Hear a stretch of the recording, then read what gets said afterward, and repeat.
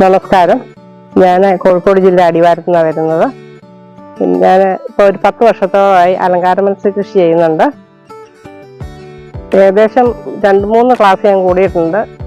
MBDയുടെ class കൂടിയിട്ടുണ്ട്, അതുപോലെ തന്നെ KVKയുടെ ക്ലാസ് കൂടിയിട്ടുണ്ട്, അതുപോലെ നാഷണൽ അക്വാകൾച്ചർ സൊസൈറ്റിയുടെ, അങ്ങനെ പ്രാദേശികമായിട്ടും കുറച്ച് ക്ലാസ്സുകളൊക്കെ കൂടിയതിന് ശേഷം ഞാൻ ഒരു 7 ലക്ഷം രൂപ 8 ലക്ഷം രൂപ പ്രോജക്റ്റിൽ അലങ്കാര മത്സ്യത്തിൻ്റെ ഫാം തുടങ്ങുക ചെയ്തു.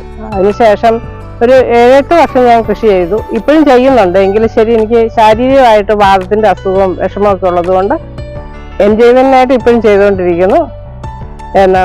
എന്നാലും പഴയ രീതിയിൽ ഷോപ്പിലൊന്നും കൊണ്ടേ കൊടുക്കാനൊന്നും എനിക്ക് തീരെ വയ്യ. അത് കാരണം ചെറിയ രീതിയിൽ ഇപ്പോഴും ചെയ്യുന്നുണ്ട്. സന്തോഷമാണ്. എൻ്റെ ലൈഫിൽ എനിക്ക് പ്രഷറോ ഷുഗറോ ഒന്നുമില്ല.